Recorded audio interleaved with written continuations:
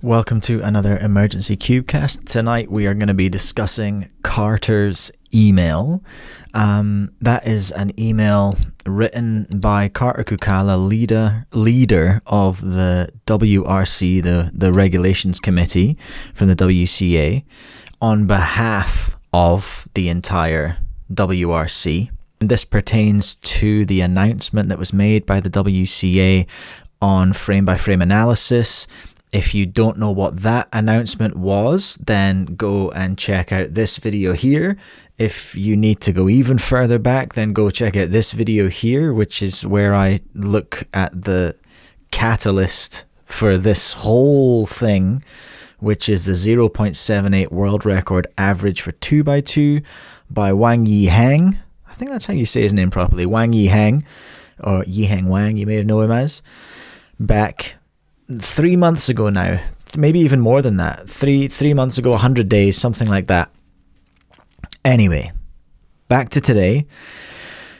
Carter's email to all WCA staff was leaked on Cubic's Friends. If you don't know what that is, that's a huge Facebook page used by about 10,000 cubers.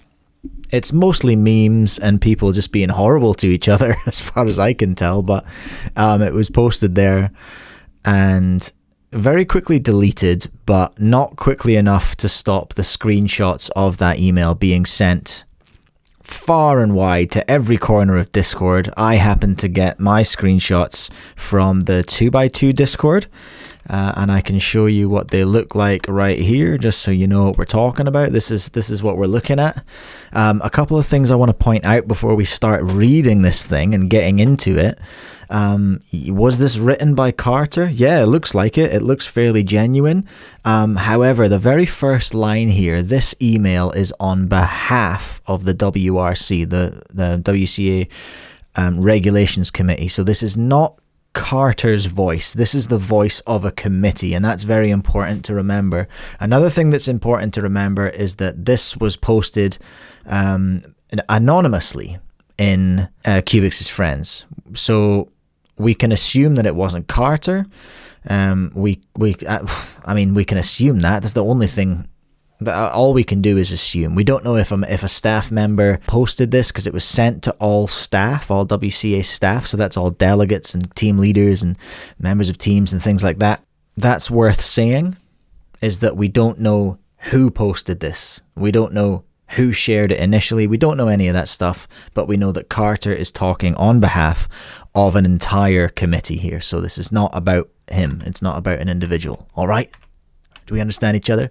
Now, I'm a very clever little man, so I managed to pull all the text out into a little notes document here. So we're going to go through it, okay? And I'll add some thoughts as we go through, and there's a source we're going to look at as well. Hello all. Very polite. Nice way to start it. This email is on behalf of the WRC. You heard me yap about that already. We are very happy to provide some transparency to this whole process, our role, and why it took almost 100 days for a statement to be made.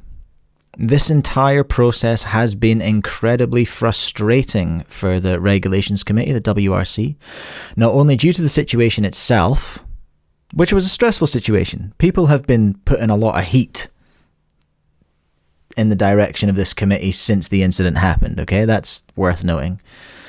But also because of how the board handled their communication with us. It is only fair that the WCA staff are made aware of the issues we were dealing with. Alrighty. To provide a bit of a timeline, we initially reached out to the board on July 2nd to discuss this issue with them. So yeah, July, August, September. Yeah, almost entirely 3 months. I can't remember when the 0.78 actually happened. Note that at this point, the board was still the Board of Appeal for the WRC. The board was still the Board of Appeal for the Regulations Committee, okay? Ultimately, we thought that due to the nature of the case, it would be best to come to an agreement with the board prior to making a public announcement, which would certainly need to be made at some point. So it sounds like what they're saying here is they wanted to do it right and not speak independently of the board and to speak with a united voice. This all makes sense to me, little Timmies. Does it make sense to you? They wanted to not bypass the board. They wanted to be cool. They wanted to play the game, and they wanted to present a united front and a united a united message that was clear and unified and came from one place. That makes sense.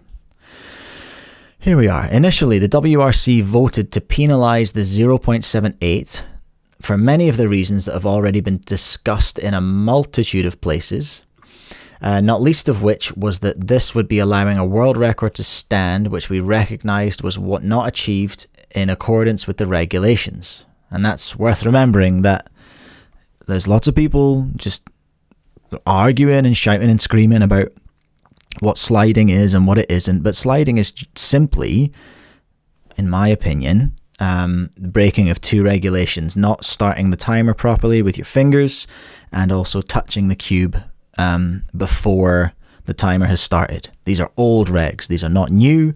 This is not new. It's not new. It's old stuff. Due to how this, so to go back, what they're saying is that because these are old regs, this is not a new thing. This would be allowing a world record to stand, which we recognise was not achieved in accordance with the regulations.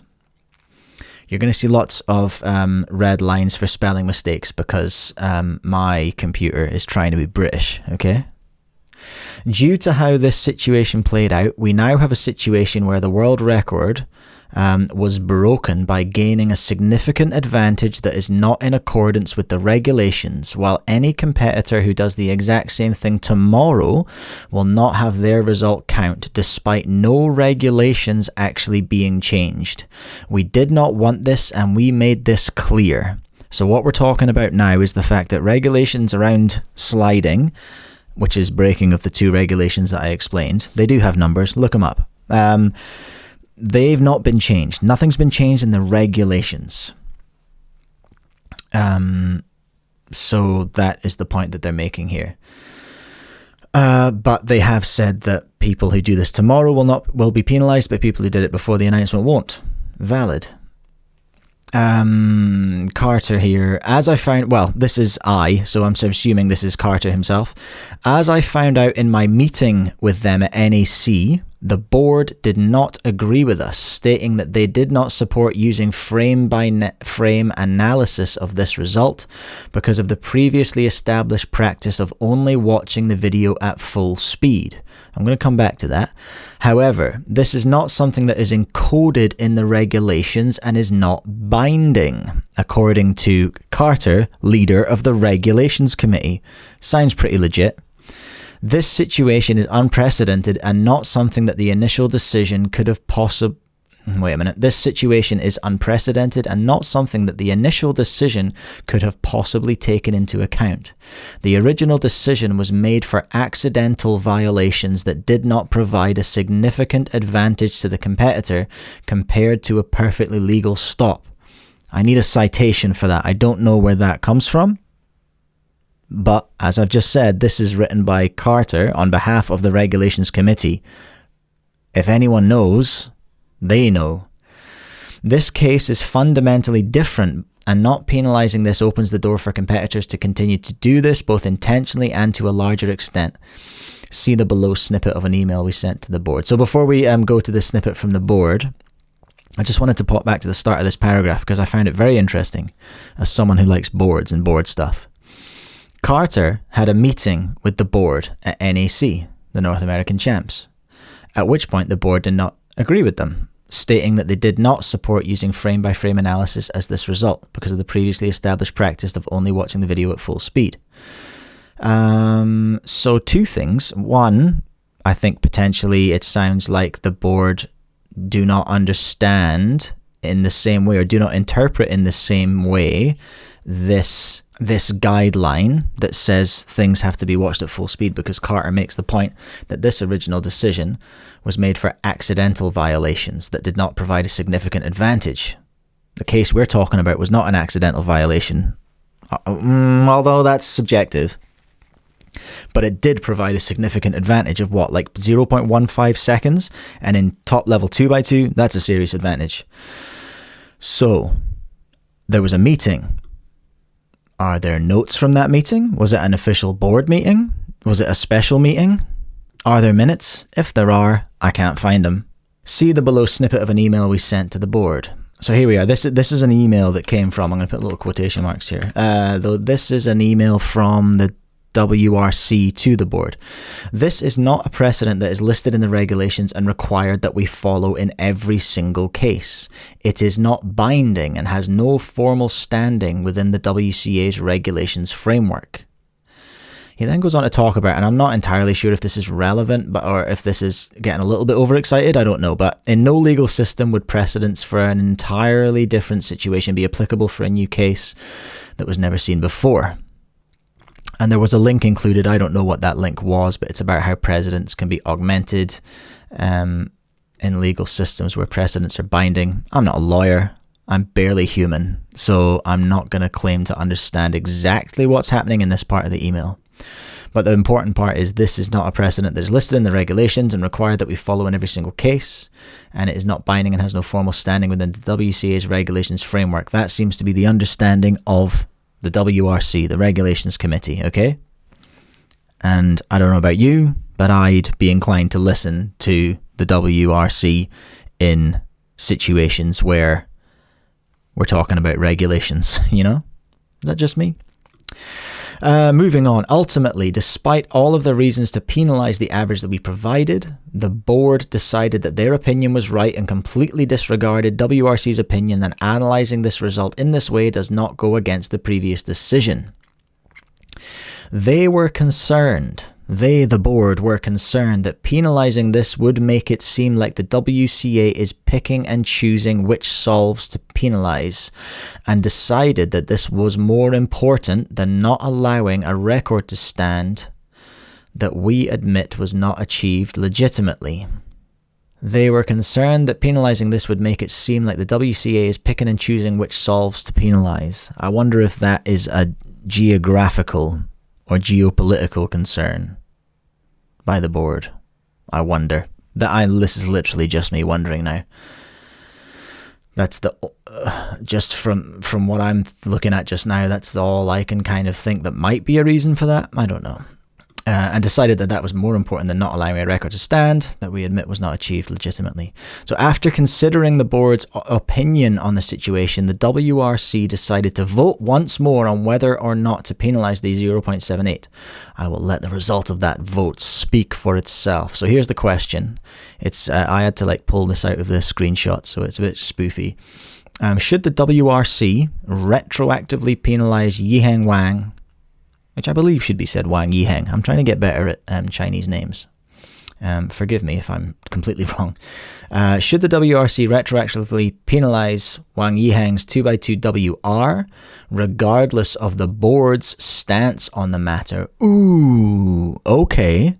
Tough talk. So the WRC said nah, and the board said yaha, and then the WRC said, we've heard the board say nah. Should we say yeah anyway? Or nah, I forgot what one I said. Should we say nah anyway? Nah to the 0.78. And here's the vote. 12 voted yes, 0 voted no, and 1 abstained. So that's a total of 13 maths fans. You'll have worked that out. I thought there were 21 people in the WRC. I guess I was wrong. 13 votes were cast. Moving on. We shared this with the board and told them that we were going to penalise the average. In response, the board clarified that their email was not advice, but in fact, it was them making a decision in accordance with Section 3.1 of the Bylaws. I think we should probably go and have a look at Section 3.1 of the Bylaws, shouldn't we?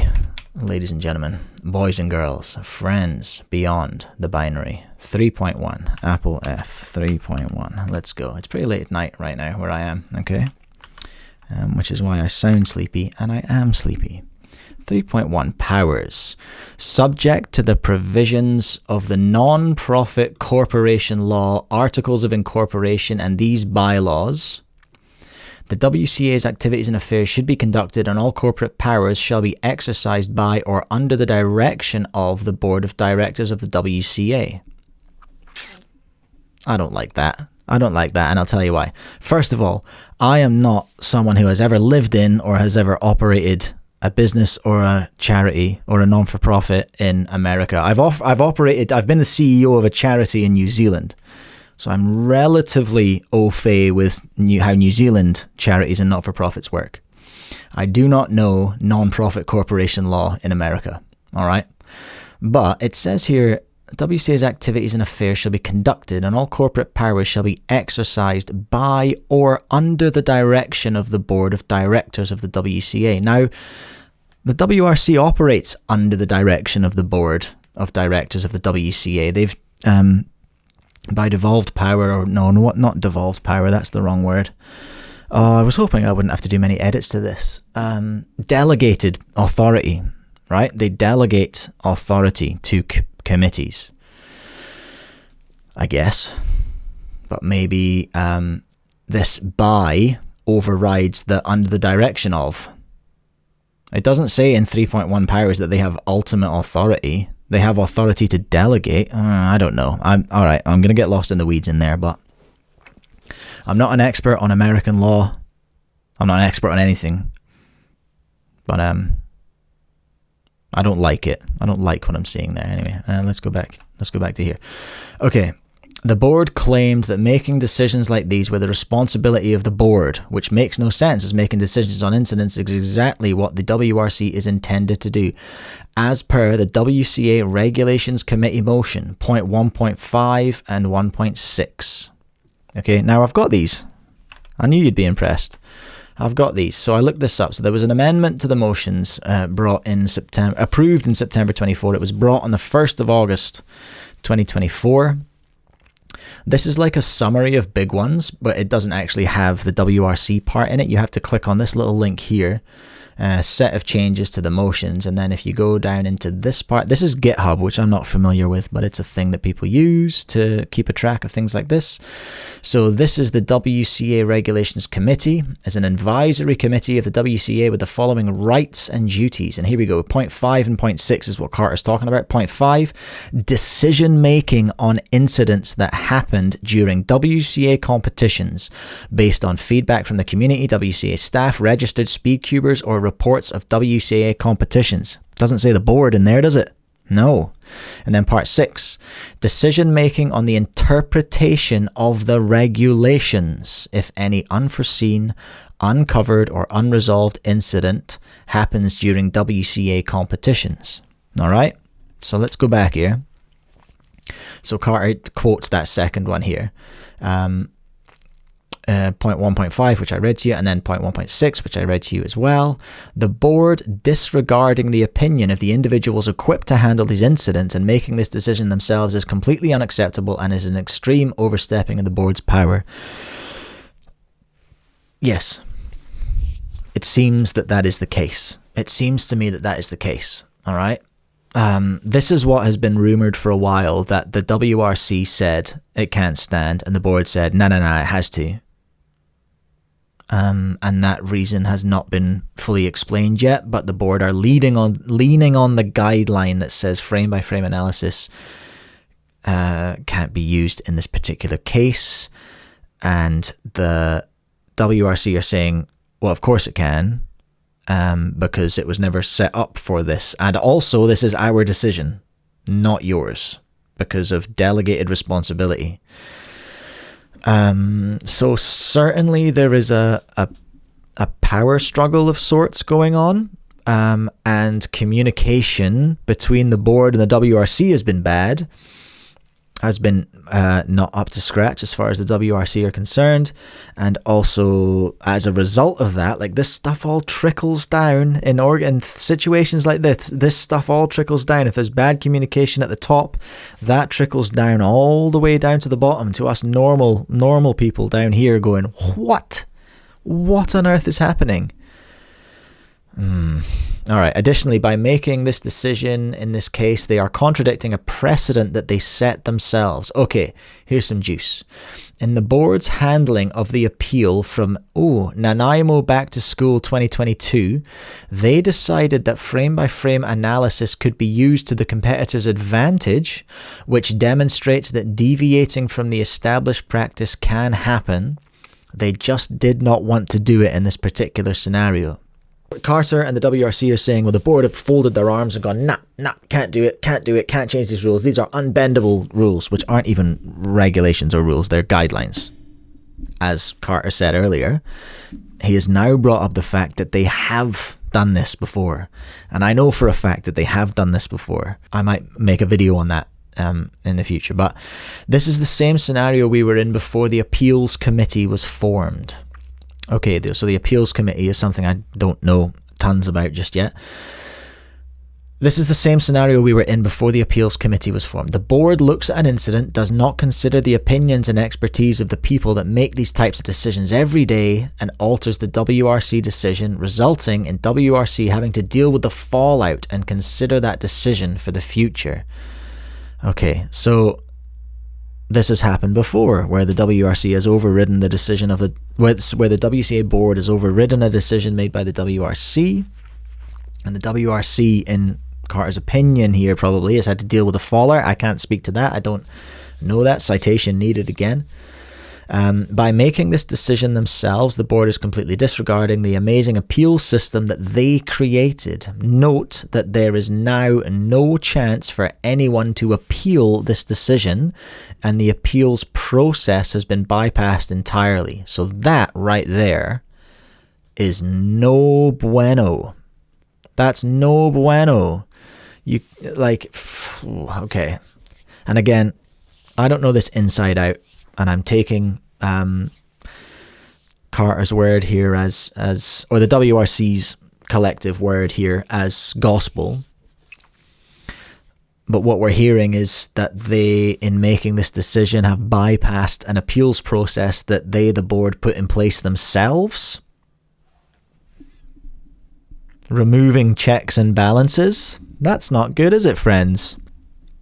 Okay, the board initially wanted us to make the frame-by-frame statement without any mention of the 0.78. What? This? Okay, so I kind of this didn't jump out as much to me earlier as it is now. The board initially wanted us to make the frame-by-frame statement without any mention of the 0.78, and they wanted it to just be swept under the rug. There's quotations marks there, but I find it hard to believe that someone on the board said, let's sweep this under the rug. So let's take that with a pinch of salt.